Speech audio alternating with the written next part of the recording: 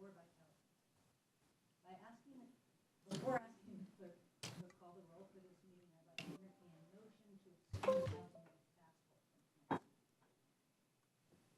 So moved. Second. Moved by Councilmember Curtis, seconded by Councilmember Black. All those in favor, please signify by saying aye. Aye. Aye. Opposed? Motion carries. I could hear that there was a vote, but I couldn't hear what the vote was on. I'm Yeah, sorry. we couldn't hear you, Mayor. Sorry. We voted on whether to approve Councilmember Pascal's absence this evening. And Amy, how do you vote? That's a good point. Sorry. Okay, one more time. We voted to approve Councilmember Pascal's absence this evening. And that is an aye. Thank you. The motion carries. Clerk, will you please call the roll? Councilmember Nixon, Here. Councilmember Black, Here. Councilmember Curtis, Here. Councilmember Falcone, Here. Deputy Mayor Arnold, Here. Mayor Sweet. Here. Our special meeting tonight is focused on the 85th Street Station Area Plan, and in particular, on a City Council discussion and consideration of several potential legislative action items related to Station Area Plan Phase 1 adoption. The agenda for tonight's meeting is as follows. First, we will be hearing from the Associate Superintendent of the Lake Washington School District. Then we will receive a staff and consultant presentation related to the Station Area Plan Phase 1, to the adoption of that plan. And then we will consider taking action on several pieces of legislation, namely a resolution adopting Phase 1 and several related ordinances providing for a comprehensive plan, zoning map, zoning code, and design guideline amendments. And ironically, I'm now going to contradict what I just said, because if there is no objection, I'd like to suggest that we consider the ordinances first before taking up the resolution that would accept the Plan 1 phase before we adjourn. Agree? If that's acceptable, then we will proceed. City Manager. Okay, thank you, Madam Mayor and members of the council. So thank you for that change of the agenda. I just wanted to say before we get started that we have the order of the presentation set up as it was originally laid out. But what we're going to do is pause between each section for council discussion and vote. That'll be made clear in the presentation. We have a variety of people here to help us. We have our planning director, Adam Weinstein, Deputy Director Jeremy McMahon, and of course our senior planner, Allison Zeich. And also our consultant team is joining us, and so we have a whole host of folks to answer any questions. We'll be going through each of the elements tonight, and we'll be looking for amendment and final action this evening. So I think I'm going to go ahead and turn over to Allison for a brief introduction, and then we have Barbara Postumus here from the school district, who's also going to be addressing the council. City Manager, if I could just make some introductory remarks. Thanks. Please. Good evening, Mayor Sweet, Deputy Mayor Arnold, and council members. I just have about 1 minute of intro remarks. I mainly just want to acknowledge this very special milestone that is in front of us tonight, which is the adoption of the Station Area Plan and the form-based code for Phase 1 of the project. As you know, this is really a capstone project for Kirkland, and that it puts into action so many of the policy documents that are really fundamental in our community in helping shape the future. The housing strategy plan, the sustainability master plan, our capital improvement plan, neighborhood plans, the comprehensive plan, and many others. The Station Area Plan, as you know, will also help bring greater downtown Kirkland to fruition, which will be a new vibrant place stretching from the lake to beyond the freeway and the BRT station. But when we use the term greater, it doesn't just mean bigger in the physical sense. Greater downtown will be greater by virtue of being more green, more sustainable, a place of more economic opportunity, and a place that most importantly will make us a leader in the region on equity and inclusion. I will not ramble on, but I wanted to send some quick thank yous before handing it over to Allison. I wanted to thank our amazing consultant team at Methuen, Eric, Brad, and Sandra, for helping us create such a phenomenal plan that is well grounded in urban design and sustainability. Thanks to Michael Hodgins for helping us make sure the plan is true to the marketplace and has the right balance of public benefits. Thanks to our phenomenal in-house staff ranging across almost every department in the city, but especially to Jeremy, Tracy, and Allison for a gargantuan amount of brain power that helped make this plan really great. Thanks to the Transportation and Planning Commission for their many hours hammering out the important details of the plan and their leadership in linking land use and transportation and focusing attention on schools. And then, of course, special thanks to the council for asking all of your hard questions along the way, each of which made the plan better and better, all at the same time while sticking to and expanding the vision of the station area plan as a place that reflects Kirkland's core values. And then finally, a big kudos and huge thanks to the community for getting so immersed in the planning process, for their constructive criticism, and for caring so deeply about Kirkland that they helped make a plan that will result in more of what makes this place very special. So just wanted to make those remarks and then hand it over to Allison for the presentation. Thank you. Thanks, Adam. Madam Mayor, I might suggest we do have a little bit of a background presentation for you before we jump into each segment that will describe the ordinances and the resolution in front of you. Might you like to start with the school district comments before staff jumps in for the presentation? That is the expectation. All right. And Okay, so Barbara, welcome. If you want to step up to the microphone. sorry, Barbara, I didn't see you. Trying to figure out where you were. That's all right. Thank you for having me here. And the mic's ready. I don't need to turn it on. So good evening. My name is Barbara Posthumus, and I'm the Associate Superintendent of Business and Support Services at the Lake Washington School District. I'm Brian Buck, our Executive Director of Support Services, is also here remotely, I believe. So again, the district has been working collaboratively with city staff over the last year and is closely monitoring the work on the 85th Street Station Plan. Tracy Dunlap and Kurt asked us to be here tonight just to make a few comments and to be available to answer any questions.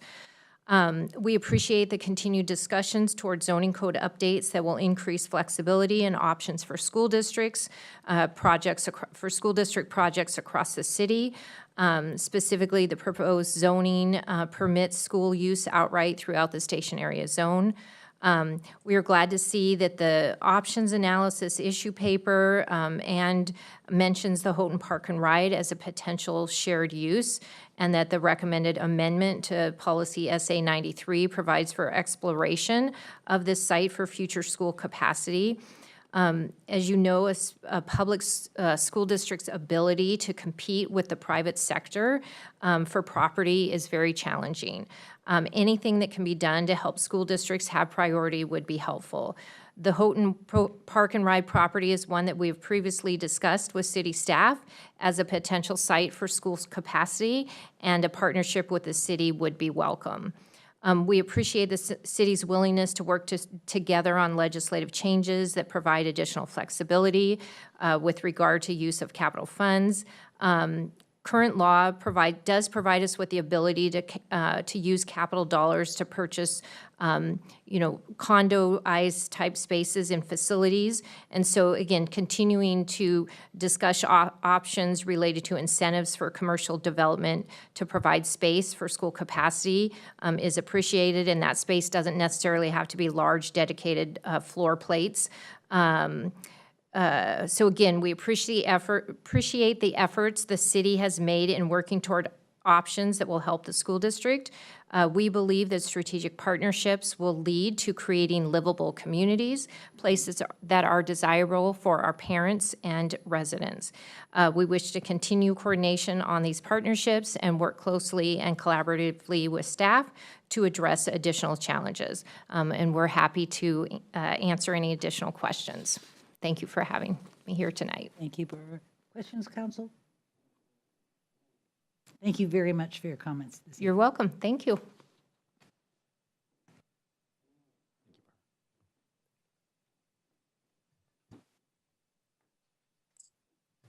All right, I will I will hop in.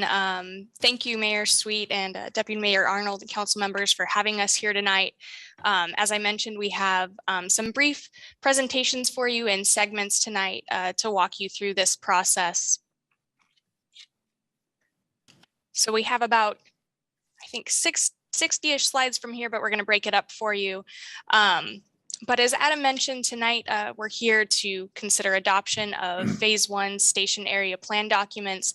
That includes a resolution to adopt the station area plan itself and ordinances to adopt amendments to the city's comprehensive plan, zoning map, zoning code, and municipal code.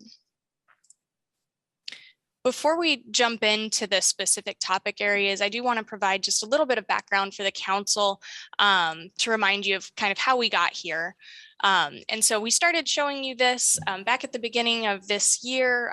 This is just a kind of a photo, a picture of how we got here and kind of what has fed what. And so where we're at right now is that we have some deliverables to consider adoption of, and those have been informed by the work we did starting in 2019 through 2021 when council adopted the preferred plan direction.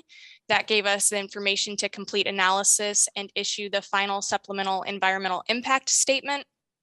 That work, the preferred plan direction and the FSEIS feeds the station area plan document that's in front of you tonight, the draft comprehensive plan amendments in front of you tonight, and the vision and goals in that draft, those draft amendments to the comprehensive plan feed into the form-based code, the parcel rezones, and the design guidelines under consideration tonight.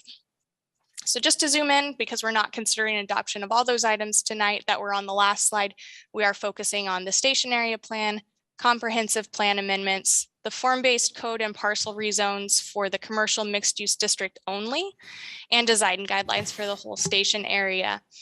Council will also be considering a development agreement at the Lee Johnson site that will meet or exceed requirements in the draft form-based code. And the first time that will be in front of you is at a special council meeting on July 6th. At this point, I'd like to pause for some comments on that from the city manager. Thank you, Allison. Yeah, so council, I had a chance to send out an email, but I'm not sure if everyone had a chance to look at it yet. But after discussing this issue with the mayor and the deputy mayor, we want to make a proposal about the July 6th special meeting. So the development agreement negotiations are going very, very well. We do believe that we're going to wrap them up and have them finalized within the next day or two. However, one of the things the council has been very clear on is you want the community to have enough time to review the development agreement and absorb it in order to provide appropriate public comment. And so what we wanted to offer as an option is to view the special meeting as really an extended study session where the development agreement would be public, and we could walk through the development agreement, what's in it, have a presentation from Google about what the site would look like and contain, and then ask you for another special meeting the following week, which would be where the public hearing would actually happen.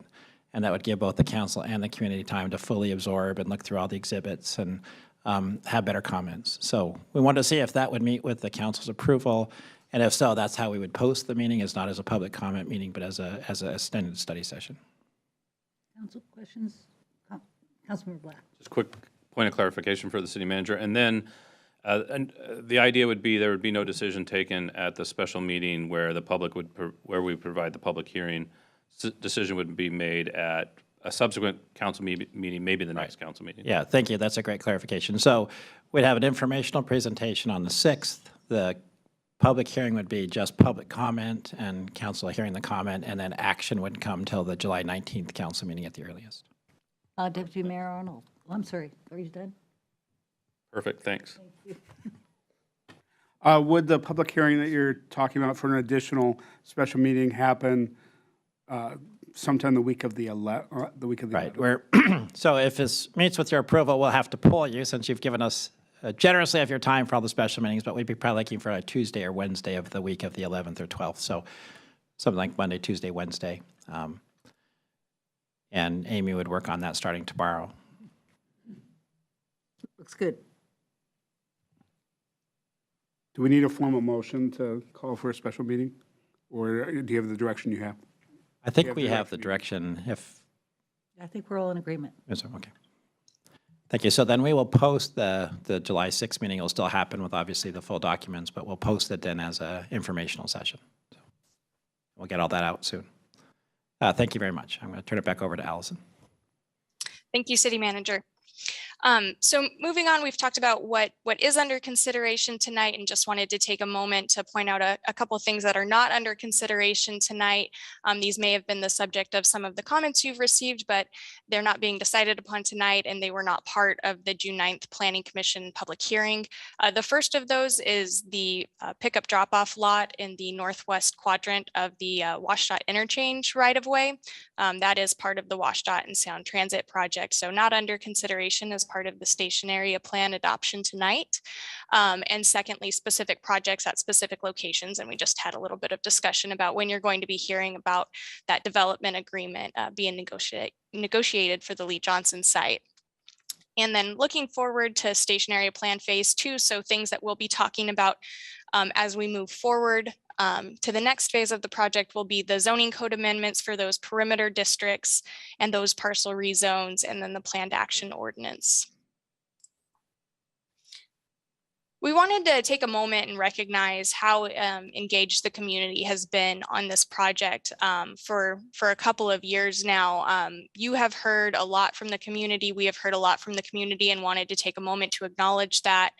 We've heard from the community by staff attendance at over 24 meetings with neighborhood associations and community organizations. Council members, you've continued to receive emails that have been addressed to yourself and Planning Commission as well.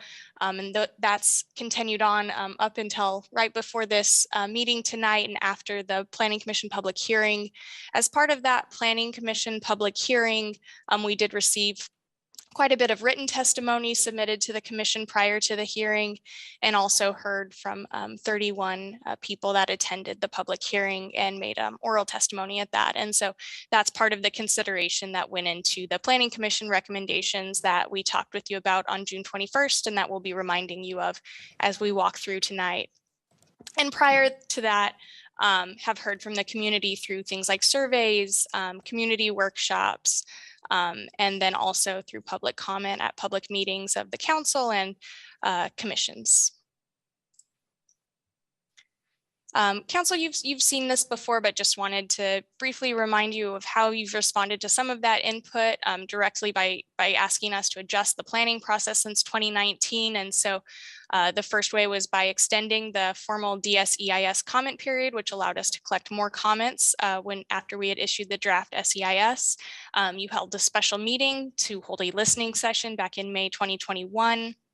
You've authorized additional analyses prior to advancing phases in the planning process that included things like the fiscal impacts and community benefits analysis and supplemental transportation work throughout the process. You removed draft SEIS Alternative 3 from consideration. You directed that fiscal impacts analysis that I already mentioned, and then you've directed work to focus on areas where we've heard from the community the most.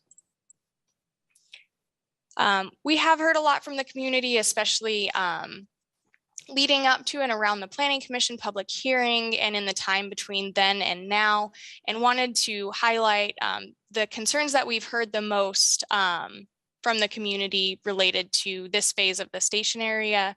The first has been opposition to zoning heights up to 250 feet around the BRT station, and the suggestion that height should be more similar to Kirkland Urban or the Village at Totem Lake. We've heard a lot about concerns about traffic impacts, about school capacity. We've heard a lot of concern about the location of the pickup drop-off lot, and also that adoption should be delayed. And we wanted to take a moment and just help council understand kind of where those topics are addressed throughout the code amendments in front of you tonight. And so I won't go through all of this, but quickly, the heights are referenced in the station area plan and comp plan policies that tell us kind of where to direct the most density. And then the form-based code includes the actual heights and the parcel rezones as well. The form-based code also includes an incentive zoning program to talk about how one might achieve that maximum height above the base.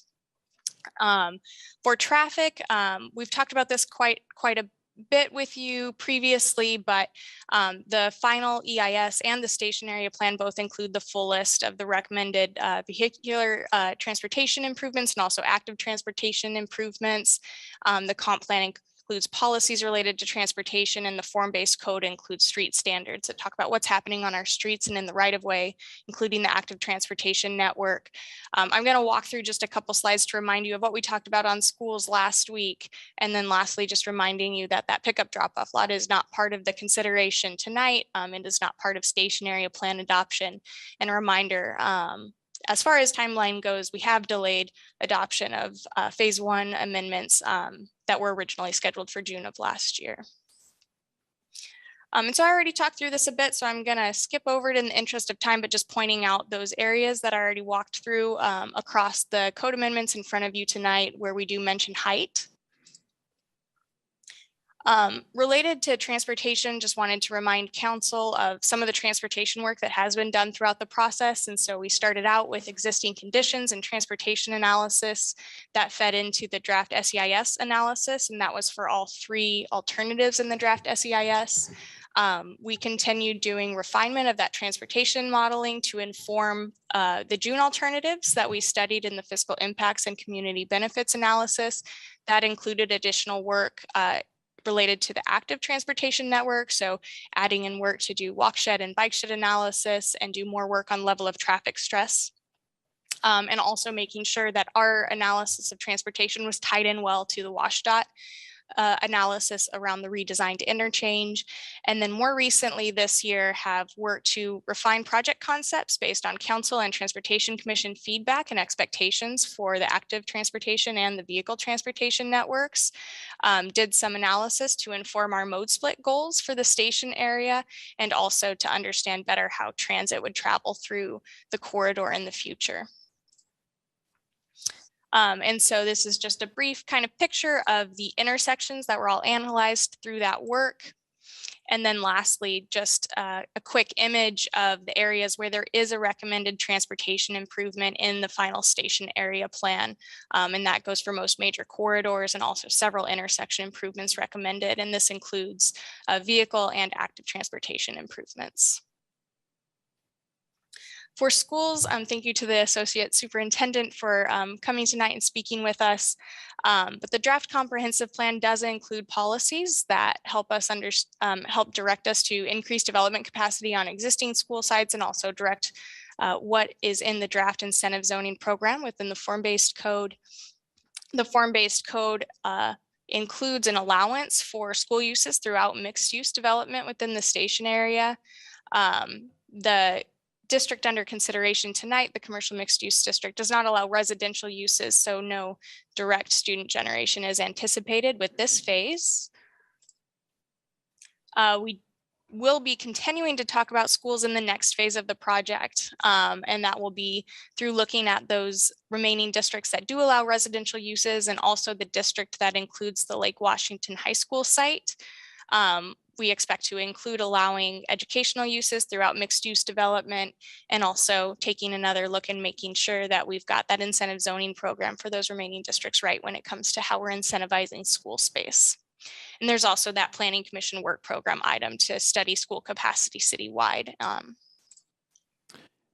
Allison, if I can interrupt for just 1 second. Please. Adam or Jeremy, if you could maybe just provide a little more detail on the Planning Commission work for the overall school system. I believe that's started at some level. Could you maybe? Thank you, City Manager. We have started that process. Scott Guder, one of our senior planners, will be taking the lead on that. And this is coming out of the planning work program, priority identified by the Planning Commission as the stationary plan emerged. How do we look citywide at what barriers exist to creation of school capacity?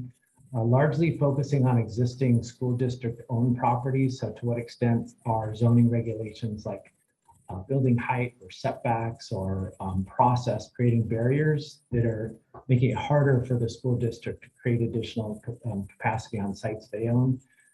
At the suggestion of City Council and Planning Commission, we will probably cast the net a little bit broader when we think about integrating schools into existing commercial zones, et cetera. Are there opportunities there to create additional regulations that might facilitate that either shared use or public-private partnerships?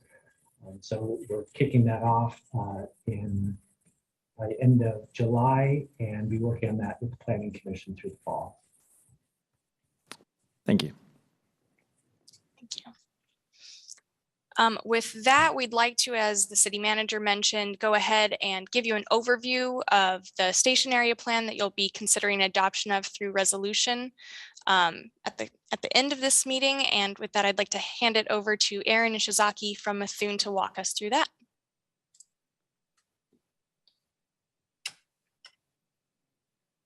Welcome, Erin. You're muted. Good evening, everyone. Thank you so much for having me. And good evening, Madam Mayor, council members, and community city manager. Really thrilled to be here.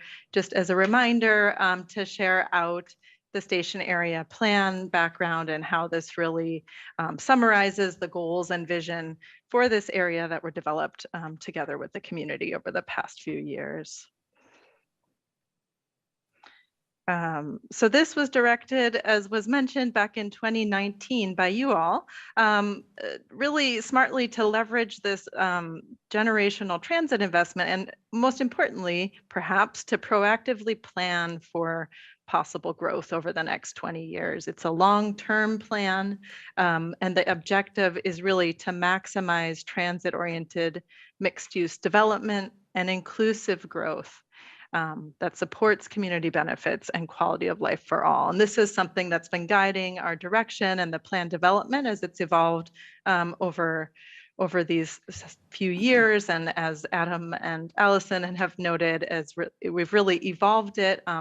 And thanks to community input, to you all, to commissions, we've been able to, we think, hopefully create a balanced plan that is proactively envisioning this greater downtown area. As was mentioned, it's building on a lot of existing plans and work, and also coordinating with current planning efforts. And there's been a really robust public process along with that.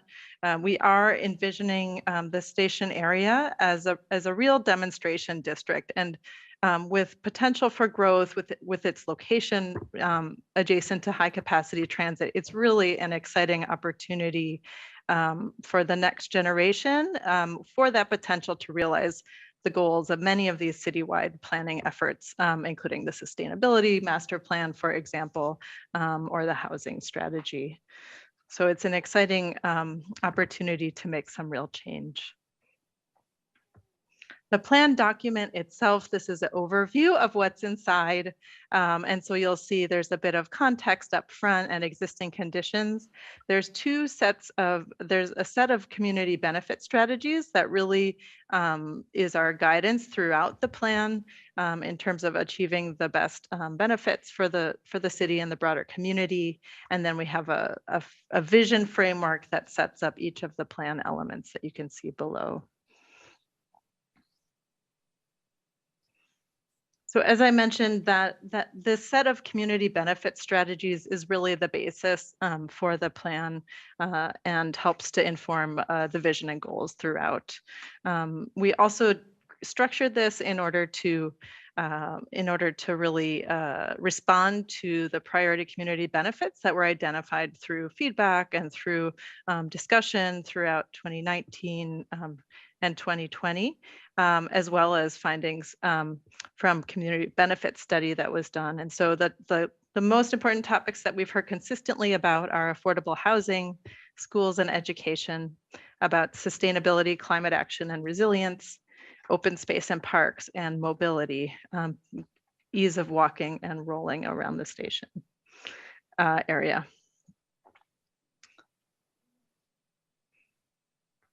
So in this chapter, chapter 4, there's a full set of these strategies and how they play out both through plan recommendations, policies, and other elements of the implementing elements of this project. You can see a sampling of those here.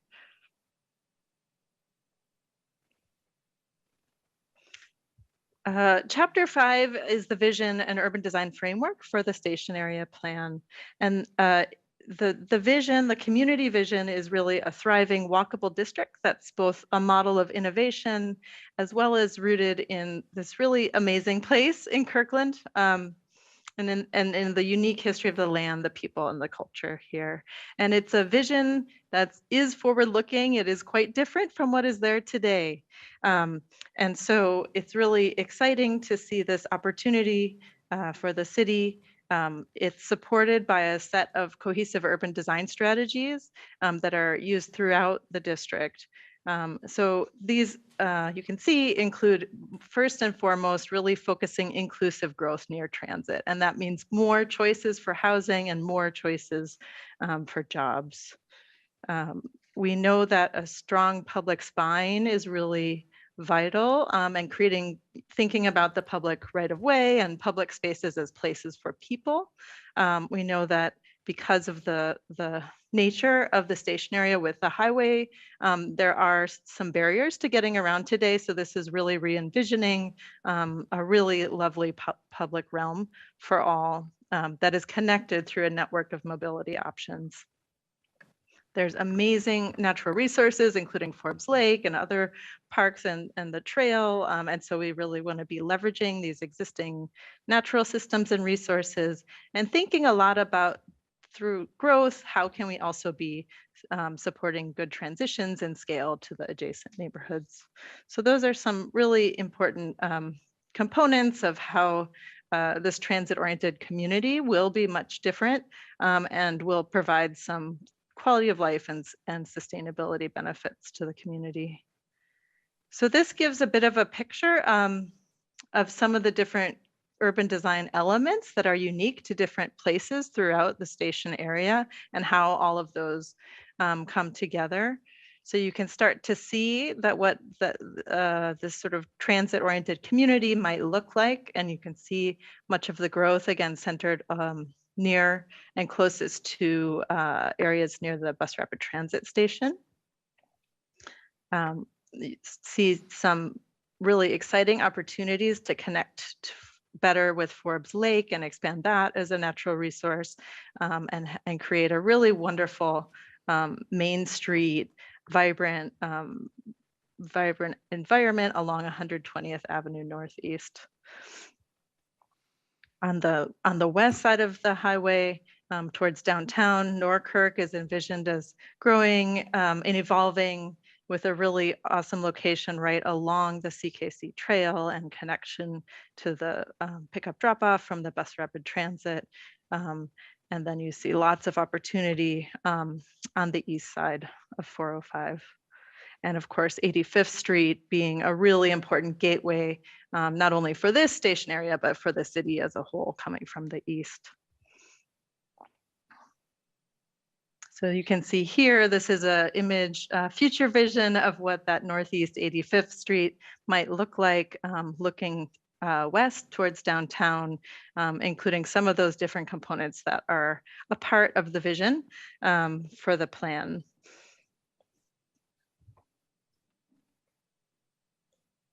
As I mentioned, 120th Ave Northeast is really an exciting opportunity to connect between two important community assets, including Lake Washington High School and Forbes Lake, and creating a really lovely mixed use environment looking forward.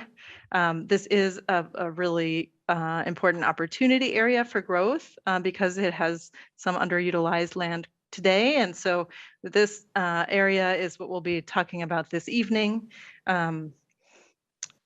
We've heard concerns, and we know, as Allison mentioned, that traffic, getting around easily, transitions, these are heights, these are some of the questions that we've heard, and we have, through the evolution of the plan, through some of that transportation analysis and additional analysis that council has directed, we've really been able to refine the plan vision here, and we hope create an opportunity for both inclusive growth and doing our best to balance between reducing congestion as well as getting around the station area. Here's the image envisioning what Forbes Lake could look like in the future, connecting with the potential for new trails and boardwalks, connecting up to North Rose Hill Woodlands Park across the street as you go north. and looking at potential for restoration around Forbes Creek. Very exciting opportunity and just could create such a unique, kind of build on that unique place that it is today. And we've been doing a lot of work as a team, coordinating with the parks and department and with the pros plan update as well. Within the transportation and mobility section of the plan, wanted to highlight this just a bit further because it has been, first, it's a transit-oriented community, and second, it's been a lot of the focus of the plan and vision work and development. As Allison mentioned, there has been continued evolution and development along transportation and mobility themes. And we're really have worked hard to complement station area recommendations together with other projects and planned improvements within the city. And our real goal is to reduce congestion and improve mobility along with this growth. So you can see here a few examples of some of the different recommended improvements within the station area. So there's a few examples really focusing in on creating safe intersections and crossings, looking at ways to make sure that we're supporting complete streets and all modes within some of the major corridors, including 85th. And then looking at ways to connect safely to different important destinations, whether that be the school connections, certainly to the bus rapid transit station, of course, and ways to connect and link into other trails to get you throughout the city. So within each of these different chapters of the plan, we're really excited about how some of this additional analysis and development has been able to really move forward and I hope deliver on that community vision that we've laid out and also respond to the concerns as well. So this plan will be a piece that will really be implemented through all the rest of the comp plan amendments and the zoning code that we'll be hearing about in the rest of the presentation. And I believe that's it. Thank you, Allison.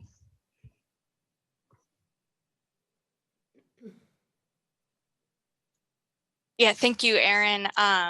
And so briefly, as Erin mentioned, I want to jump into just a quick overview of what is included in the comprehensive plan amendments in front of you tonight. And as Erin mentioned, the comprehensive plan really takes the vision and the strategies from the station area plan and moves it into goals and policies for us in the comprehensive plan. So it's really our first implementation tool for the station area plan vision and strategies as it's laid out in the goals and policies. And so this will be a new chapter in the comprehensive plan for the city. It does overlay existing neighborhoods. It does not replace any or change any neighborhood boundaries. I'm going to go through quickly just the subsections included in the comprehensive plan chapter. And so it includes a subsection on land use, and that's where we set the growth capacity for the station area plan that was adopted by council in the preferred plan direction last year. It includes a subsection on housing that gives us goals and policies that prioritize affordable housing. There's a subsection on economic development, a subsection on natural environment and sustainability, a subsection on parks, recreation, and open space. And this is one where we've worked very closely with the Parks Department and coordinated with the PROS plan that's in progress. There's a subsection on transportation and mobility. This is the section that includes our mode split goal for the station area and also gives us goals and policies to guide how we grow for all modes. There's a subsection on urban design, and the goals and policies in this section really feed the draft design guidelines we'll be discussing later tonight. A subsection on public services and schools. And lastly, a subsection on implementation strategies. And so laying out the action items for us to implement the goals and policies in the draft comprehensive plan chapter. Planning Commission did consider the comprehensive plan amendments at the June 9th public hearing, and they did vote to recommend that council adopt the comprehensive plan sub area chapter with a few amendments Staff has laid those out numbered here for council's consideration. We've noted where it was a specific planning commission recommendation for item 5. That is a policy that council could amend to include in this comprehensive plan chapter that was drafted based on the direction that we received at the council meeting last week on June 21st. There is one more recommended amendment to the comp plan amendments, and that is just to correct a map issue. So it was just a typo. So the map clarification is recommended by staff to be included in adoption as well. And with that, Madam Mayor, I'd like to turn it over to you for any questions for council's consideration. Okay, council. Questions, discussion? So Madam Mayor, so Allison, if you go back to the amendments, are you looking for a motion on each of the Planning Commission amendments, or are those already included in the? They are not included. Okay. Okay. So these are amendments to the comprehensive plan beyond the ordinances that we're. You would, if you move these amendments, I think it would change the ordinance to include these amendments in what you do for final adoption of this one. Okay. So am I looking for motions on each of the 5? I believe so. Interesting. Okay. So can I get a motion to accept the Planning Commission recommendation and amend the vision statement in subsection 3 to read the station area is a thriving, transit-oriented, new walkable district with high-tech and family wage jobs, plentiful affordable housing, sustainable buildings, park amenities, and commercial and retail services. So moved. So let me just double check. I think we need to move the underlying ordinance first. Is that correct? I don't see the city attorney here, but, and then make this amendment. Okay, that makes more sense. Yeah, no, thank you, City Manager. I am here. Yes, these would be amendments to the first ordinance. I believe it's ordinance 4800, and it would be appropriate to consider them in the context of the council's deliberations on that ordinance. Okay, so let's back up just a little bit and let's see if I can get a resolution to accept ordinance 4800. So moved. Second? Okay, so it's been moved by Councilmember Falcone, seconded by Councilmember Black. Discussion?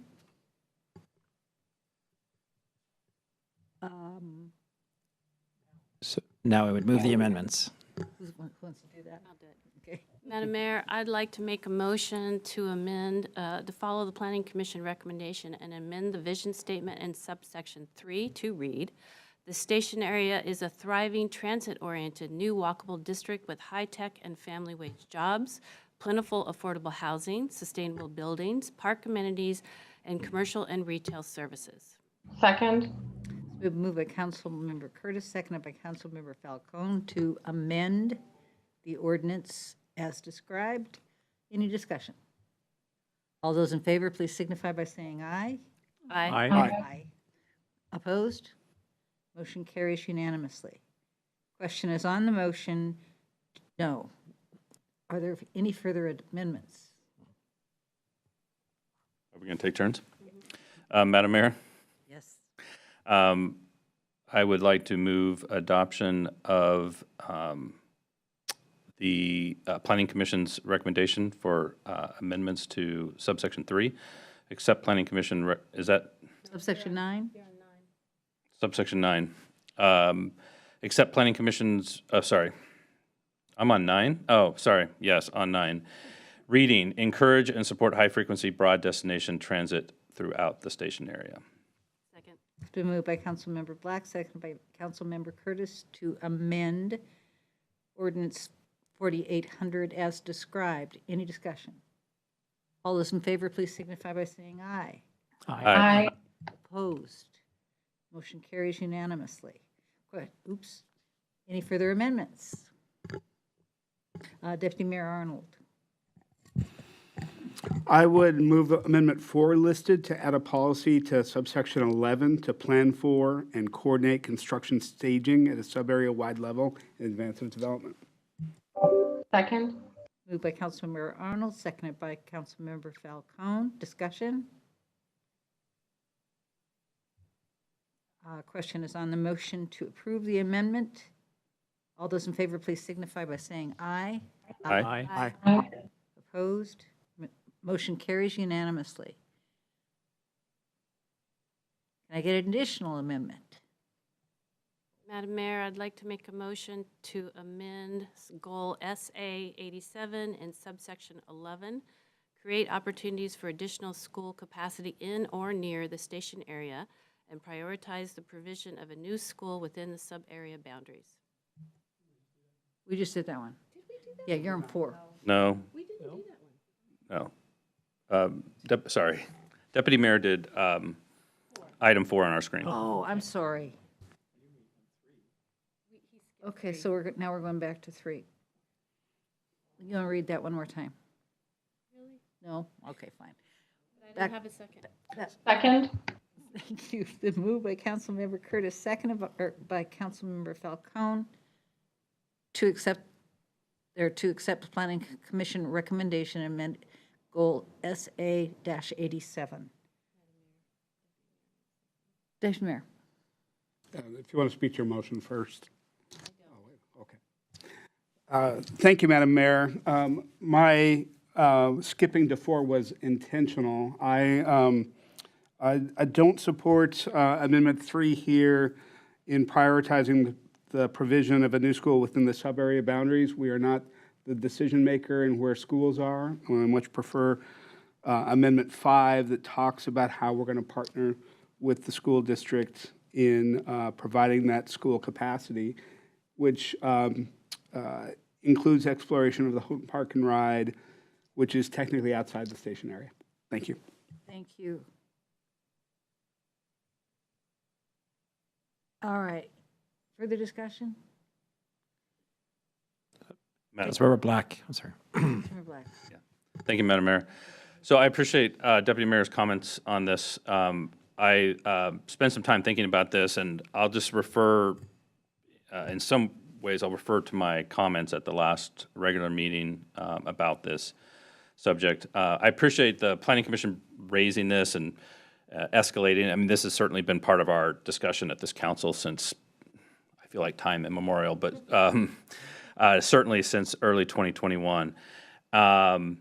And conversations with the school district have been ongoing throughout that. And so that I feel comfortable with this one, and I'm going to support it because I really feel like this is what staff has brought to us with the strategies and is prioritization of the provision of a new school within sub-area boundaries. Perhaps not a new school, but certainly greater school capacity. So I'm comfortable with this one, and I'll support it. Thank you. Councilmember Falcone. Thank you, Madam Mayor. Yeah, this is another one that I think I got caught up on the language of it because I agree with both the Deputy Mayor and the comments of Councilmember Black, because I feel that we've already, as the representative from Lake Washington School District has mentioned, been in collaboration with the school district to certainly do everything we can to support and partner with the school district, and really appreciate the partnership of Lake Washington School District. So thank you for being here tonight, and thank you for your continued partnership on this.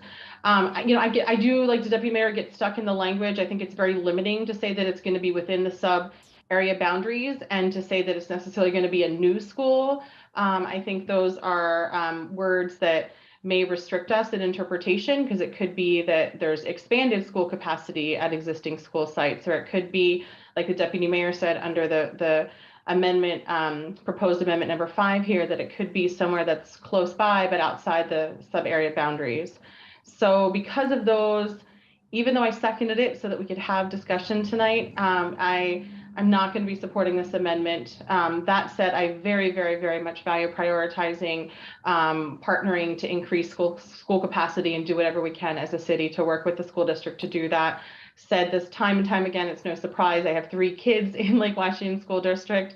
I care very much about this issue. I just don't think that this language is the best way to go about that in the plan. Thank you. Thank you. Any further discussion? Councilmember Black. Thank you, Madam Mayor. I'm going to go out on a limb here, and I'm going to propose an amendment on the fly that I think satisfies my concerns. I'm hoping maybe it satisfies the majority of my colleagues' concerns. I would rewrite this to say, and prioritize the provision of new school capacity to serve the sub-area.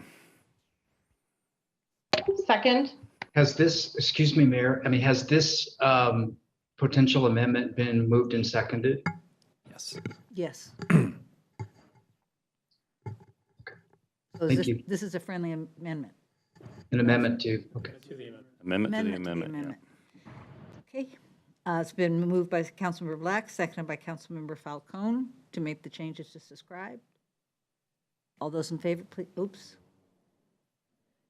You want to discuss? Oh, okay. All those in favor, please signify by saying aye. Aye. Opposed? The motion carries. So the question is on the motion, the amendment to the motion made by Councilmember Curtis, seconded by Councilmember Falcone, as described on item 3. All those in favor, please signify by saying aye. Aye. Opposed? Motion carries. That takes us to passage of ordinance. Nope, there's one more. Oh, my word. There's 2 more? Okay. Councilmember Curtis.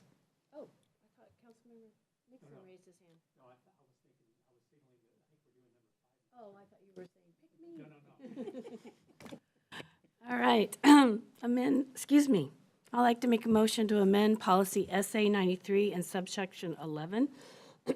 Continue to foster partnerships with the Lake Washington School District, the city, and the private sector to encourage shared facilities in or near the station area and/or optimize utilization of shared use agreements. Specifically, jointly explore the Houghton Park and Ride as a site for future school capacity that is nearby and connected to the station area. Second.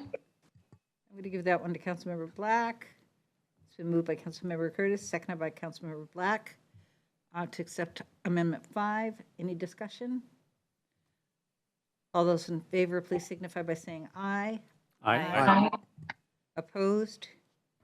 The amendment carries. Is there a 6th? The map clarification. Okay. Okay, to amend, the figure, right. Can I get a motion? So moved. Thank you, Councilmember Falcone. Seconded by, Second. Mayor, I see the city attorney has raised his hand. Yeah.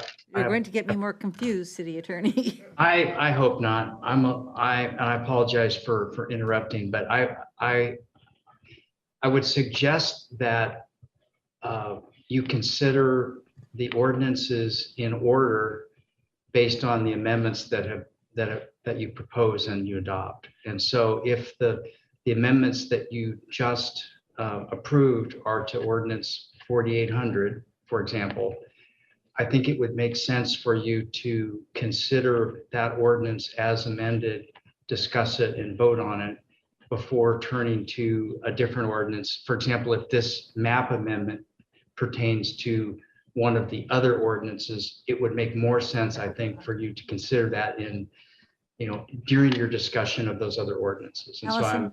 Yeah. I defer to staff, planning staff on that.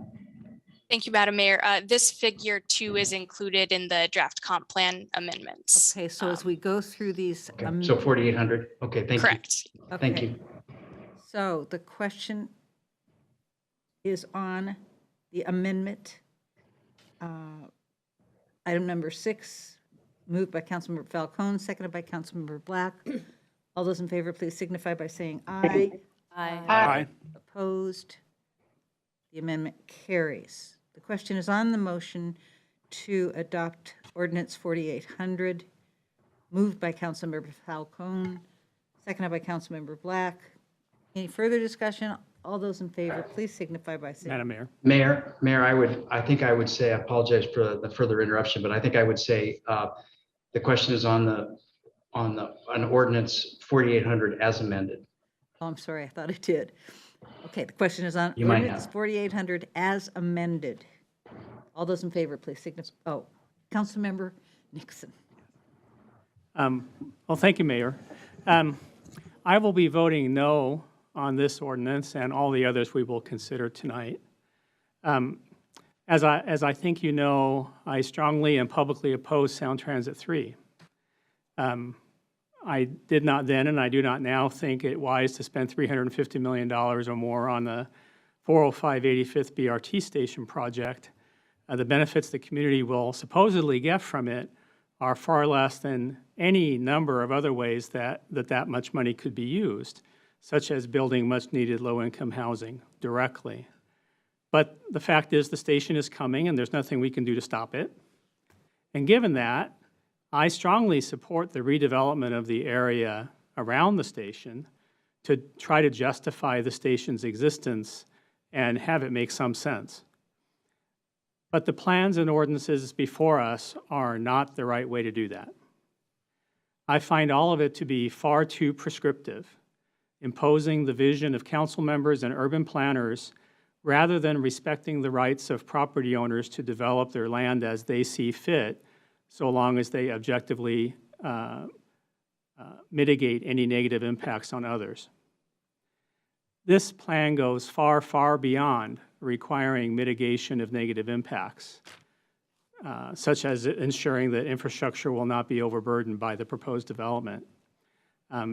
These ordinances micromanage every minute detail of every element of every project.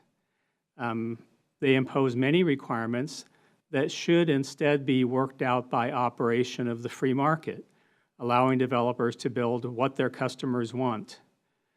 On top of that, this collection of amendments seeks to extract extraordinary taxes and fees from developers that will be used to build amenities to be enjoyed by the general public, or forces the developers to build those amenities themselves. This is based on what I believe, and I've said this before, is a misguided notion that the city owns all development rights on private property and the property owners can exercise them only if they buy their rights from us. If we want public amenities, then we should get the money to build them from general taxes, paid by everyone who will enjoy the amenities. We should not be extracting those funds or amenities from individual property owners who simply want to exercise property rights that have heretofore been denied them by the city, just because they have deep pockets and we think they can afford it. We are not creating value by allowing taller buildings. The value is already there, inherent in their ownership of the land. We are simply agreeing to stop interfering with rights property owners already had, but that have been denied to them by previous city actions. We have already seen that construction of ADUs and missing middle housing in Kirkland has happened at a much slower pace than we hoped. I am convinced that has happened because of the excessive regulations we have imposed on those developments.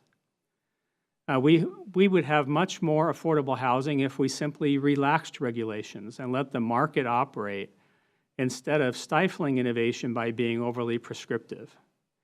I fear the same thing will happen with the station area, that the development we hope will occur will be stifled by the impulse to regulate too much, by imposing a vision that may be inconsistent with what the market is willing to do. When I sought this office, I clearly stated the principles on which I would base my decisions if elected as a council member. Integrity requires me to vote consistent with those principles I previously enunciated, and so I will vote no. I do want it to be clear that I appreciate the hard work of the staff on all these documents, which to me appear to properly reflect what the majority of the council desires to do, and that's their job. I do appreciate all the hard work on this project by my colleagues as well, even though I disagree with most of it. Thank you. Thank you. The question is on the motion,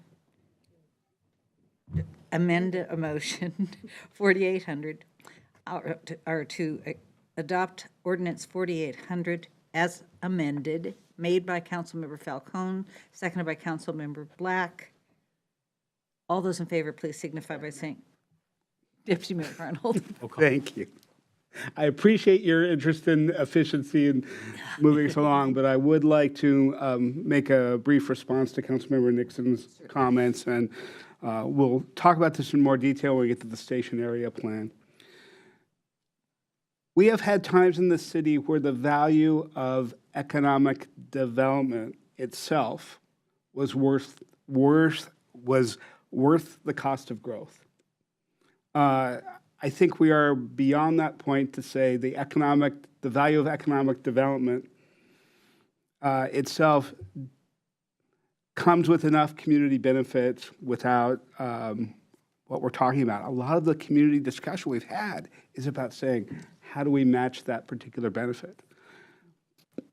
If property owners today want to develop under the rules we have today, they are free to do so. It's only in taking advantage of that additional height that we're asking for additional community benefit. And when we have done this previously, we've had a general idea of public benefit to say that we've identified some categories around public benefit, around housing or open space or parks or other things, and we've adopted policies that have supported developers with that. What we're seeing with these comprehensive plan amendments and more when we get into the station area plan is an approach that we can be more precise and more understanding of saying, how do we partner with development to say, yes, developers get some benefit, but the community does too. And so I think the philosophy that we are looking at with the station area is saying, how do we make a better Kirkland in this process? And I disagree with my colleague that says that the benefit of that development itself, without any other conditions or incentives or other things that we're talking about, is worth it. Thank you. Thank you for that. Any further discussion? Councilmember Black. Thank you, Madam Mayor. I raised my hand just to briefly comment on one thing, and I don't need to disagree at all with Councilmember Nixon in underscoring this, but I am cognizant of the fact that Sound Transit 3 was approved by a majority of the voters, that it is a taxing authority and a tax on the people of the city of Kirkland, along with the other communities that were part of that vote.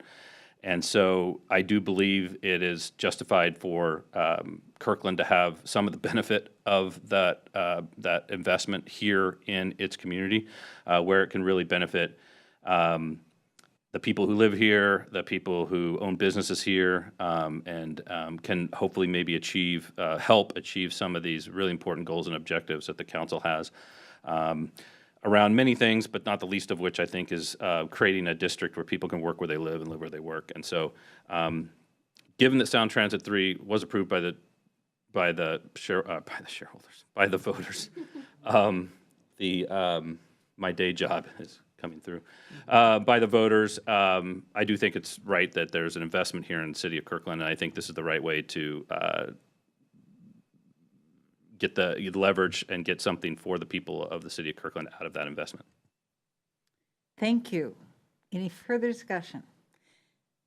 The question is on the motion to approve ordinance 4800 as amended, moved by Councilmember Falcone, seconded by Councilmember Black. All those, clerk, will you call the roll? Councilmember Nixon? No.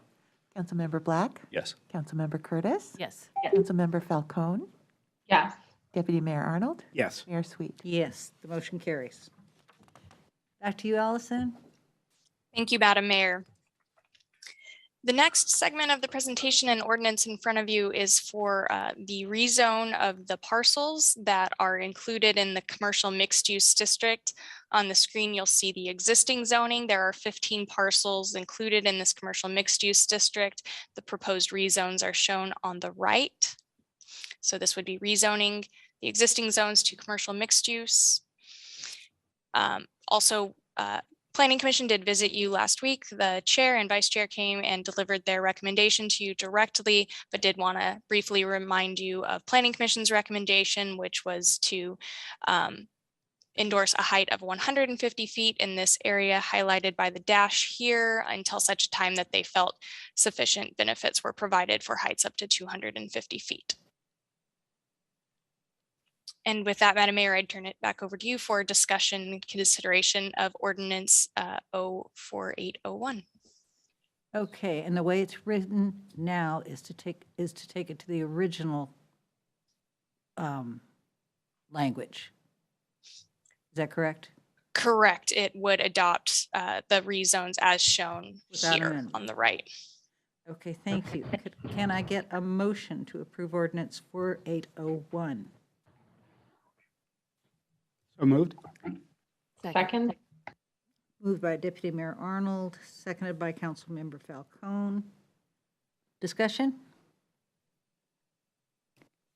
Seeing none, clerk, please call the roll.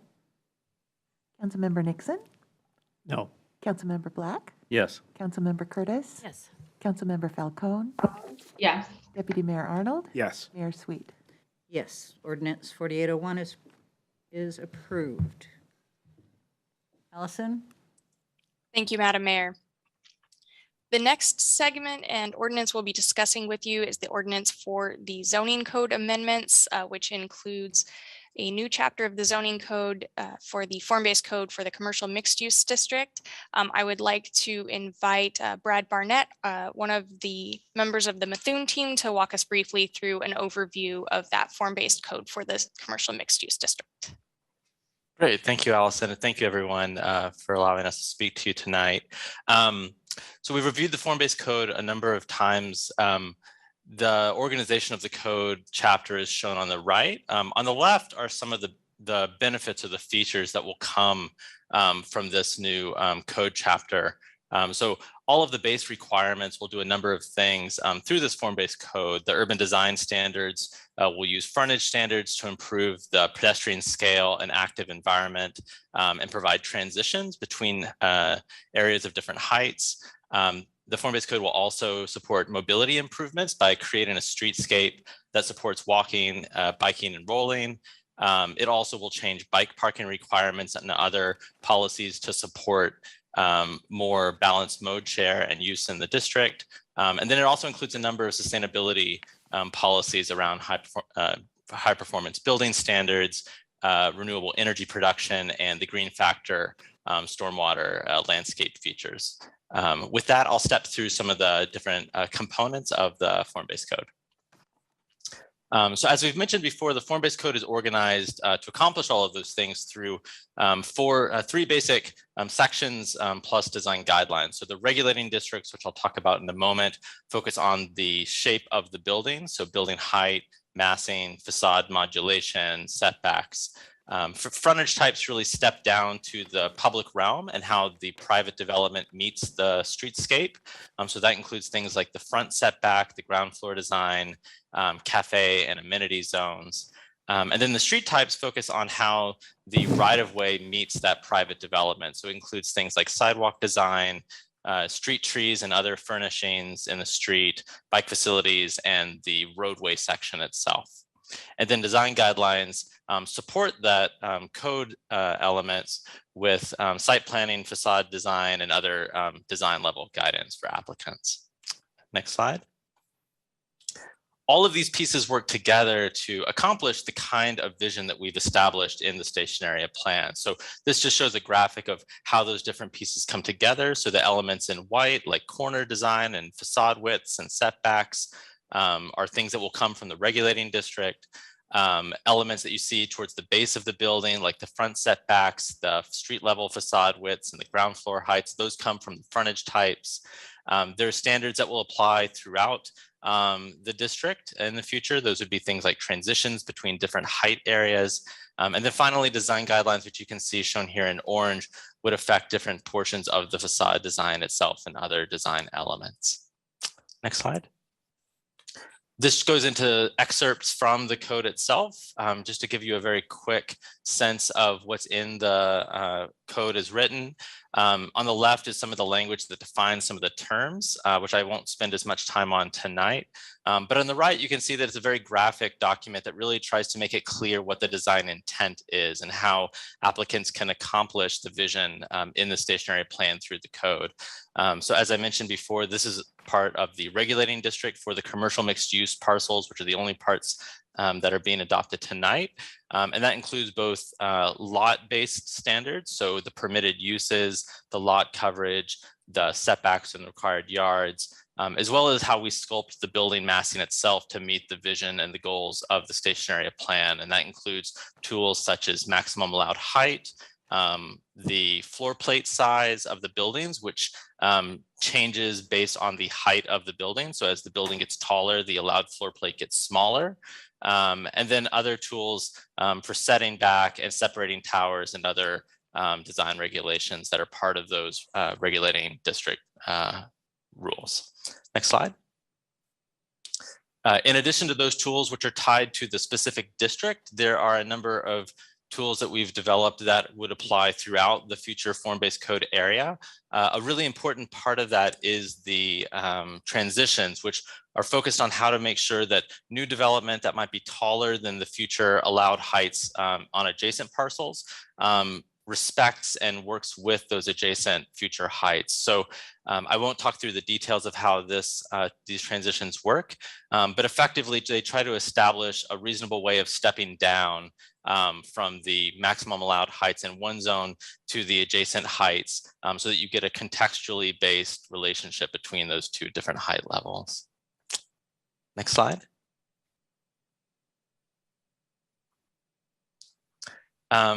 I apologize, we have a little bit of a graphic error on the retail diagram there. We'll talk about that in more detail in a moment. As I mentioned, frontage types are really focused on the base of the building, and in particular, how the public realm meets the private frontages. So each of these frontage types envisions different relationships between what's happening on the ground floor and how that relates to the public realm.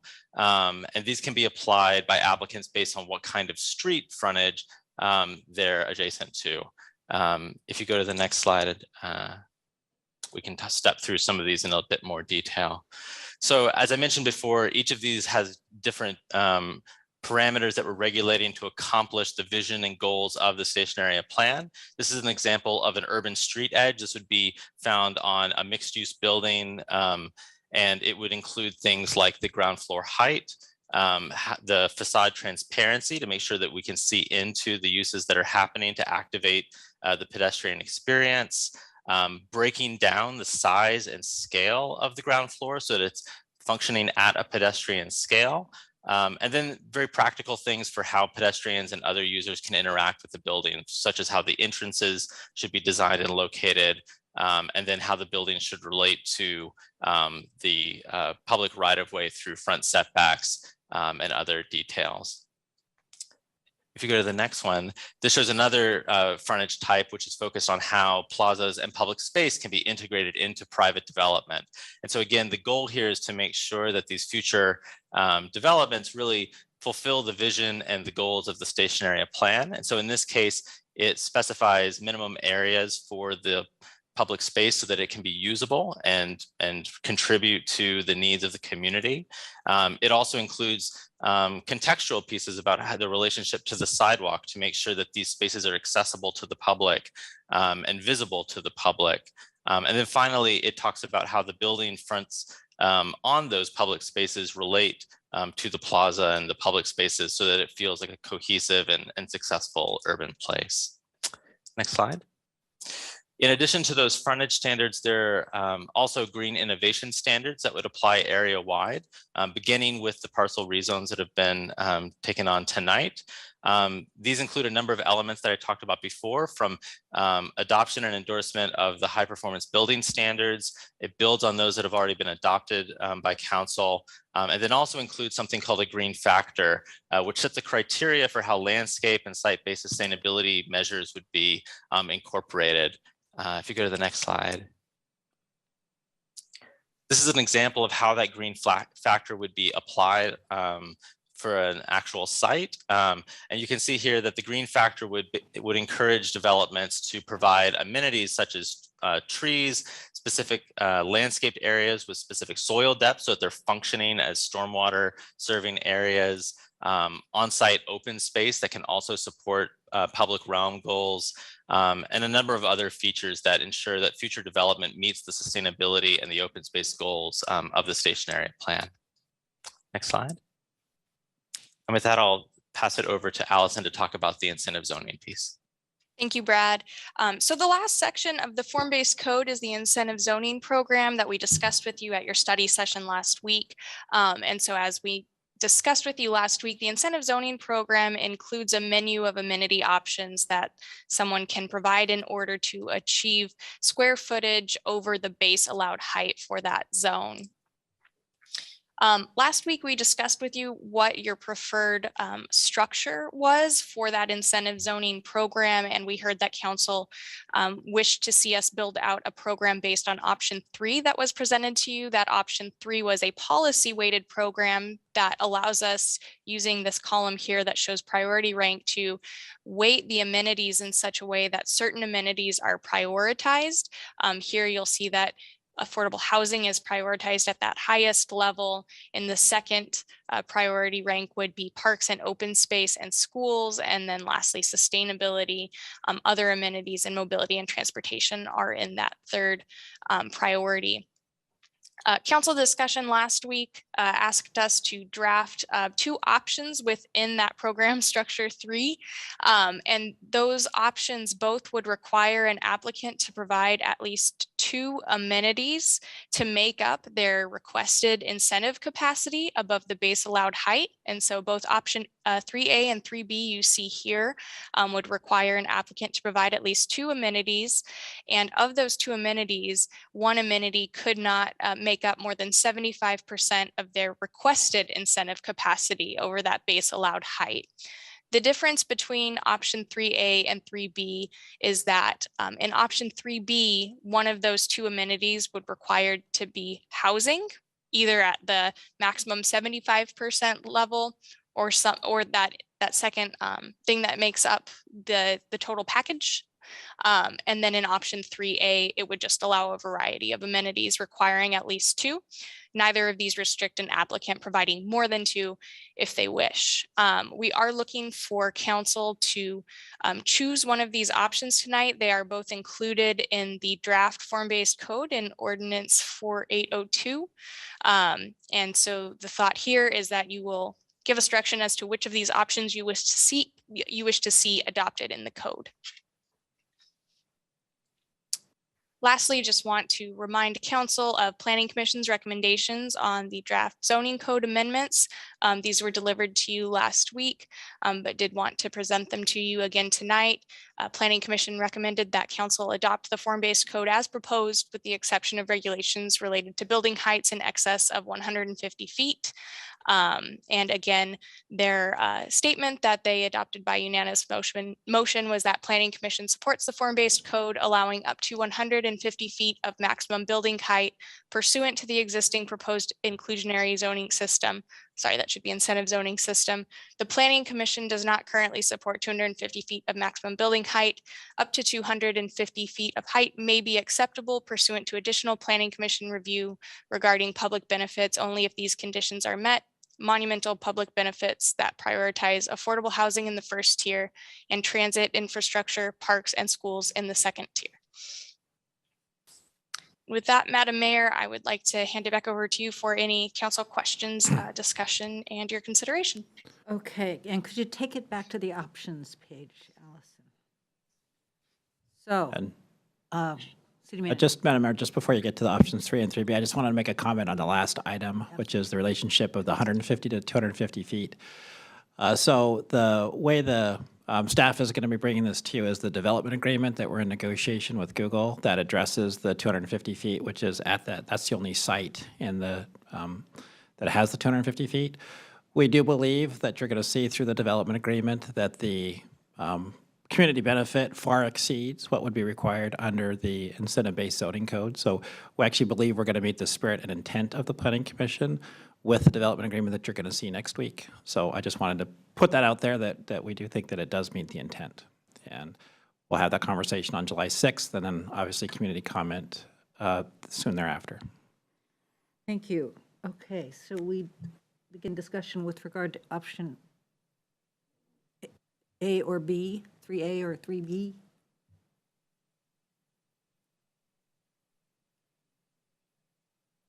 The difference between the two is the requirement for the housing. Okay. Deputy Mayor Arnold. Thank you, Madam Mayor. I'll kick us off and move that we adopt option 3A, policy weighted with a variety of amendments required. Okay, it's been moved by Councilor, Second. okay, by Deputy Mayor Arnold, seconded by Councilmember Curtis, to go with option 3A. Discussion. You want to go first? Okay, thank you.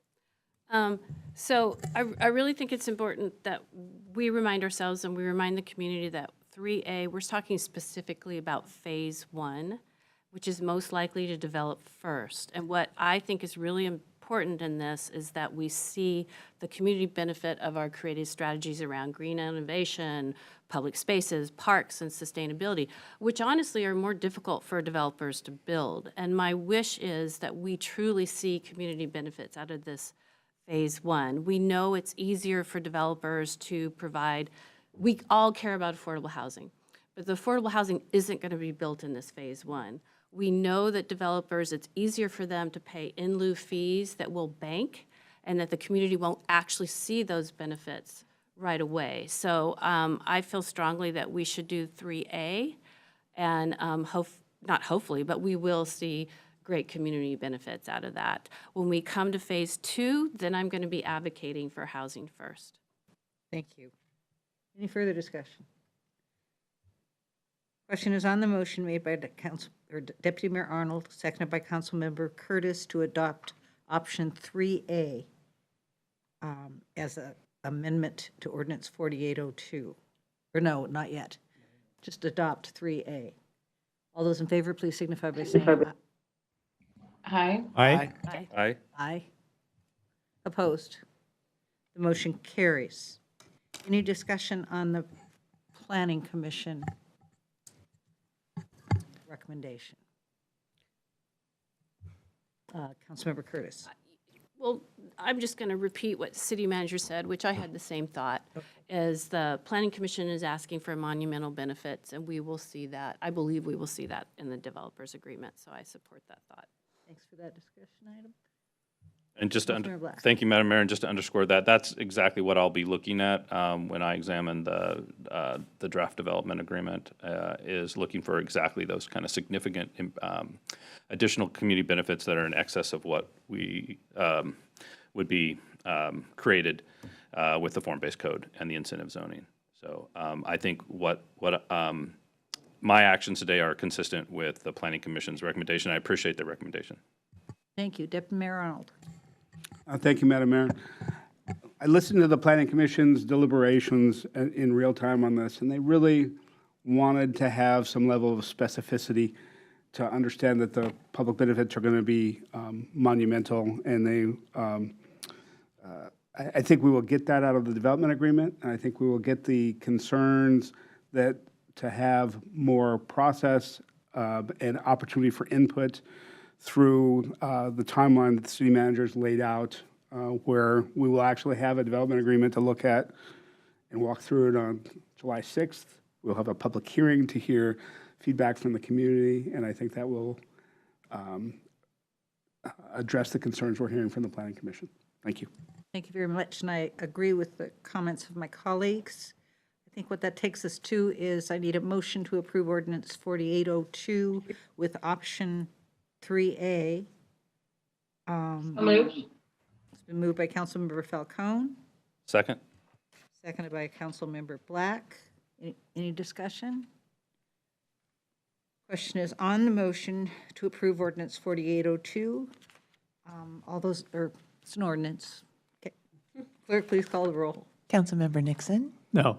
Councilmember Black, Yes. Councilmember Curtis, Yes. Councilmember Falcone, Yes. Deputy Mayor Arnold, Yes. Mayor Sweet. Yes, the motion carries. Allison. Thank you, Madam Mayor. Excuse me. Sorry, the next ordinance you'll be considering tonight is ordinance 04803. And it got a little out of order. My apologies. Give me just a moment here.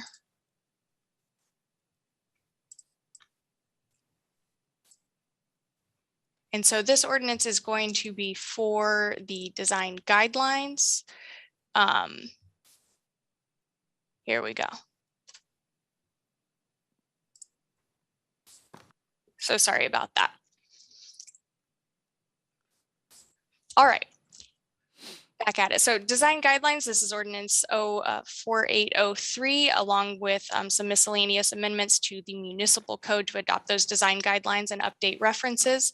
The design guidelines include guidelines for site planning, things such as streetscape, public spaces, lighting, landscaping, and also include guidelines for building design, such as the orientation of buildings to the street, massing and articulation guidelines, guidelines for blank wall treatments, and things like that. So these guidelines will guide the design review board as they review future projects in the station area. So this is what the design review board will be reviewing against for future redevelopment in the station area. The Planning Commission made a recommendation that council adopt the municipal code and design guideline amendments as proposed. And with that, Madam Mayor, I will hand it back to you for any questions for staff, discussion and consideration. Thank you. Thank you. Councilmember Black. No? Thank you, Madam Mayor. I'm happy to get us started with a That's motion, fine. and then we can have discussion. Excellent. So, Madam Mayor, I move for adoption of ordinance 04803. Second. Ordinance 4803, moved by Councilmember Black, seconded by Councilmember Curtis. Any discussion? Okay, seeing none, a question is on the motion to adopt ordinance 4803, I'm sorry. Clerk, please call the roll. Councilmember Nixon, No. Councilmember Black, Yes. Councilmember Curtis, Yes. Councilmember Falcone, Yes. Deputy Mayor Arnold, Yes. Mayor Sweet. Yes, the motion carries. Back to you, Allison, for the station area plan, I think. Thank you, Madam Mayor. So council already heard an overview of the station area plan document from Aaron. And I'd invite any council questions and hand it back over to you for discussion. Thank you. Thank you. Council, discussion on the station area plan. Look for Councilmember Black. Thank you, Madam Mayor. Again, I can get us started with a motion. Certainly. Second. Oops, sorry. You gonna read it? Madam Mayor, Like we're here? I move for adoption of resolution R 5547. Second. It's been moved by Councilmember Black, seconded by Councilmember Curtis to adopt resolution 5547. Discussion on your motion? Yeah, I wasn't necessarily going to go first, but I'm happy to, I guess. I moved it, so. I do think, this has been a long process. I think this process started in earnest in 2019, but in some ways it started before that with the decision by Sound Transit to make this investment and WashDOT to make this investment. And I remember the public hearings or the open houses conducted by this council, including emceed by Deputy Mayor, considering the design of the station area. And I think that was 2016, 2017, if I'm not mistaken. So It's been a very long process. There's been a ton of discussion, debate, study, analysis, community engagement. I guess I want to start by just thanking everyone, my colleagues, staff. It's been said so many times in this process, but just so much work has gone into this, so much thought and study, analysis, and communications with the community, and attending neighborhood association meetings and open houses and listening sessions and town halls. It's really impressive, the amount of work that's been done. I do think, though, since we're at the sort of the end of the road, I guess I should say I'm going to be supporting this motion, and so for me it's the end of a long process, and I just think that there's sort of decent respect for the opinions of those of our neighbors who have asked us to take time for further study, further analysis. That requires that maybe we share again some of our thinking, at least at a high level, so that my colleagues and staff and the public has a good understanding of sort of where I'm at and why I'm supporting this. These are actually not prepared remarks, so I hope my colleagues and the public will forgive me if I don't articulate every thought perfectly. I think it was Mark Twain who said this letter would be shorter if I had more time. And I think the same can be said about council member remarks. And it has indeed been a busy time at the council. So, first thing, I break this down in my thinking, I break this down into three big buckets. One is the investment by the state and Sound Transit in this transit hub in our city. And the design. And we have heard public comment recently, with concerns about the design. And I think one of the things that Allison has done a nice job, not just here, but at various public meetings that I've attended with her, is drawing that distinction between that which is the design decisions made by the state and Sound Transit, and those that are made by the city and the city council as part of the stationary plan. And of course, one of the big concerns we've heard is about the location of the drop-off and pick-off zone. But I've been at public meetings where that issue was addressed extremely well by by representatives from WashDOT, that a Sound Transit hub like this, it needs to have a drop-off and pick-up location. And then we've heard from both the state and from our own transportation manager why a location where the state right-of-way and the city right-of-way perfectly matches is the logical place. The other quadrants involve a lot of private property right up against the state right-of-way. So I just mentioned that. And then the second big part of this is the goals and objectives that we have for this type of planning effort, and the way that these goals and objectives sort of meet goals and objectives that our community has and that our city council has expressed. We do, this is, I see this as a once in a lifetime opportunity, once in a generation opportunity to take advantage of this investment by the state. This is going to help protect farms, fields, and forests from additional urban sprawl. It's going to reduce long commutes and single occupancy vehicles, traffic congestion on our highways, and greenhouse gas emissions. It has the potential to make public transportation more efficient. It could mean, and it should mean, making walking, rolling, and biking in Rose Hill more attractive and safe. It means using the existing built environment and infrastructure more efficiently. It means activating new open spaces and parks, including potentially rejuvenating Forbes Lake.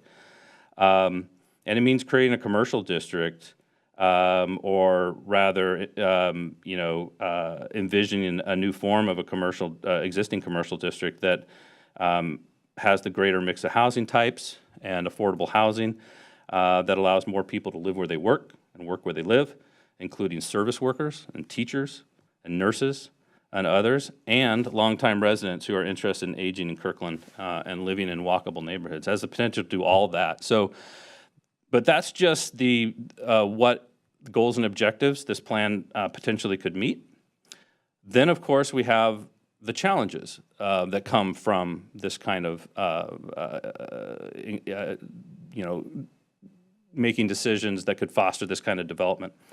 That leads to concerns that need to be addressed. And these are concerns, the concerns that we've heard the last couple of weeks are the same concerns that we've been discussing as a council, and the Planning Commission has been discussing really since the project began in earnest in 2019, but certainly in early 2021. And I just want to commend everyone, the community, for raising these important concerns, the Planning Commission for discussing and debating and highlighting or sort of elevating these concerns.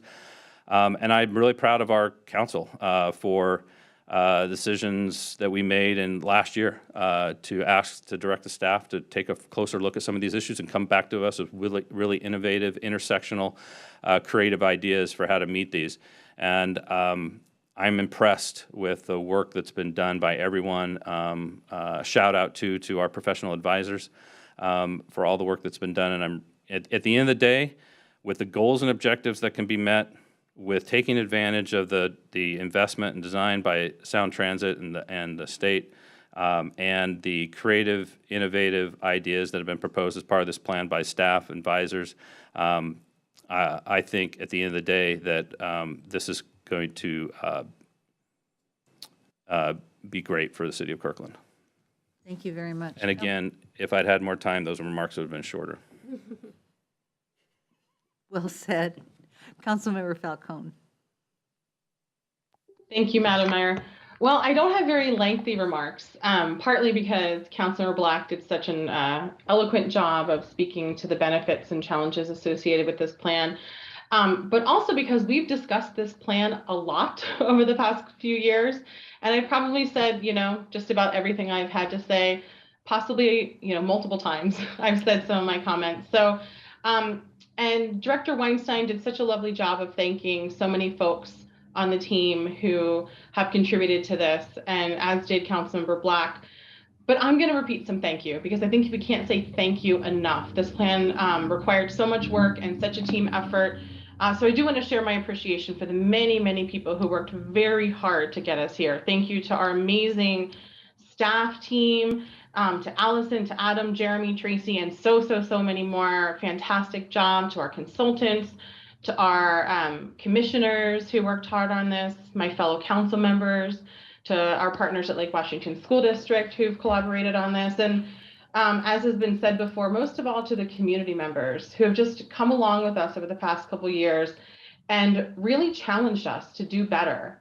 And we've listened, we've responded. I was going to go over in a list and describe some of the ways in which we've directly responded to some community member feedback. But Allison did a fantastic job of doing that already earlier this evening. I think it was you, Allison. So thank you so much for that. I think that just shows how in sync we are and how collaboratively we've worked together as a community, as a council, and as staff, that you read my mind, that I wanted to share those thoughts. So thank you. As I've said many times before, I was really looking for this plan to be bold and creative. And I'm really proud that this plan really does strive to be both of those things. And I encourage us, so I will absolutely be supporting this plan tonight. And I encourage us to continue to be bold and creative as we move into finalizing the remaining work in phase 2 and actual implementation of this plan as well. I particularly appreciate Councilmember Curtis's remarks earlier that, I want us to particularly be bold and creative with affordable housing in the next phase. Which we all know is just an increasingly urgent need in our community. This plan is very thoughtful and really looks very well into the future. And as a mom, that's something that I care very passionately about, is making sure that the Kirkland, 10, 20, 30 years from now is a place where my kids can live, where they can raise their families if they choose to have families. And so I'm really proud of the very forward-looking and future-looking vision of this plan. I'm confident that this plan outlines our vision of a walkable, thriving, and vibrant area, and that in particular, it focuses on our values of sustainability and equity. So thank you to staff and the whole team for really continuing to center on those values that are so important to the community and to this council.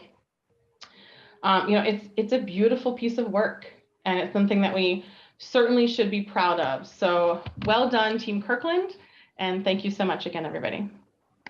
Thank you. Councilmember Curtis. Thank you, Madam Mayor. Some of what I'm going to say has already been said, but we all know that the Puget Sound region has grown significantly and that Kirkland can't exclude itself from this growth. And building a vibrant, vital city is important, and I do believe that it's our responsibility to plan for and manage growth so that it's beneficial to all our community members, those who live here now and those who will be joining us in the future. I also want to thank everyone that participated in this, the community, our staff, and our consultants. Everyone made this plan better. Last night, I went through all the packets and all the public comments from the last 2 years, and I'll be honest with everyone, I actually print them, and my stack is about this tall. The end result is a thoughtful, detailed plan that addresses the comments we've received, including the most recent questions. We are planning for the future and responsibly designing an innovative, inclusive, sustainable, transit-oriented community that takes advantage of this significant investment.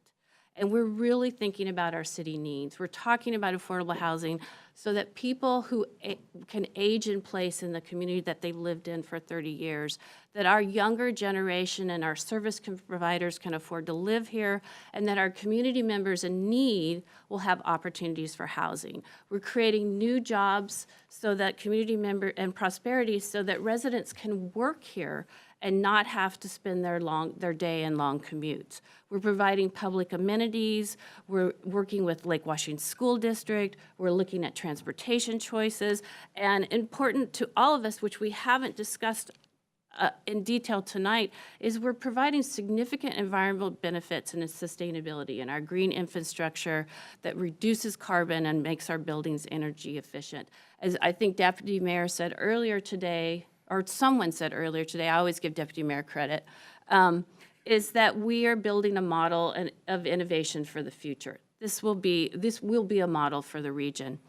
From the start of this, we envisioned a green walkable Kirkland that connects our historical downtown to this transportation area. We've pushed hard for green spaces and infrastructure, and I think we've done a good job on that. As we move forward, we'll continue to monitor affordable housing. We'll look at how our green spaces evolve. We'll make sure that everything is accessible for community members, and we'll support green infrastructure. And I do also recognize that there will continue to be questions and concerns, and I appreciate the engagement and the interest of everyone in this community. I don't want anyone to walk away. There will be many more opportunities to participate in this discussion and including in our future budget decisions. What I love about this community is that we are caring and engaged, and together we are shaping a city that we are proud of now, that welcomes new residents and provides an attainable future for the next generation. Thank you. Thank you. Deputy Mayor Arnold. Thank you, Madam Mayor. When I look at our biggest challenges, more affordable housing, building a sustainable future, addressing equity, and growing with grace, these aren't going to be solved easily or individually or through the status quo. Our progress on these issues happens through bold vision, wise investments, and working together on multiple issues at once. With the approval of the Sound Transit 3 package by voters in 2016, the Kirkland City Council's priority has been, one, to make sure that the Bus 405 Stride Bus Rapid Transit project works well for Kirkland, and that we leverage that investment for broader benefit to our community. The station area plan describes how we will take advantage of that transit service and infrastructure and leverage it towards the broader community goals of affordable housing, more jobs, strengthening the neighborhood, and preserving local businesses. We appreciate the feedback and involvement from the community. While we recognize that some people disagree, even when your message was vote no, we tried to listen and address your concerns behind that sentiment. Your input has made this a better plan. We recognize the impacts of growth, and the plan details our response with transportation infrastructure, park development and enhancements, and planning for additional school capacity. We set high standards for sustainability in buildings and an urban green environment. Through this plan, we are ensuring that Kirkland's signature brand remains in Kirkland even as the neighborhood evolves. We are keeping a major local family business in Kirkland with the Lee Johnson Auto family. With the development agreement with Google that will be part of an ongoing discussion into next month, we will lock in the details of those community benefits and investments that go beyond the incentives outlined in our station area plan discussion today. Along the way, we will create a place in Rose Hill and the station area, not just to drive through, but to go to. And I heartily believe that Kirkland will be better for it. I wouldn't be supporting this plan otherwise. Wanted to thank the staff for their tremendous work, Allison for your amazing leadership, our consultant team for their vision and analysis, and our boards and commissions who shaped this plan and drilled into details in as many meetings, actually a couple more than the City Council had. I'm proud to support this plan, and I think it is another example of Kirkland's visionary leadership into the future. Thank you. Thank you. Did you want to say something else? Would you humor me for one more? I will humor you. This is such a monumental moment, right? I understand. I do want to extend one more thank you and then make a comment. I wish I could remember the name of the economics teacher at Lake Washington High School. Does anyone of my colleagues remember her name? It's too bad. I would like to mention her name in person or in full. I want to thank her too for having her economics students look at the station area early in the process. And some of the council, some of my colleagues and I attended the presentations by those students concerning their opinion regarding the options for the station area. And one of the things that I really appreciate about that was two things. One was a comment made by the teacher to her students who had completed their presentations.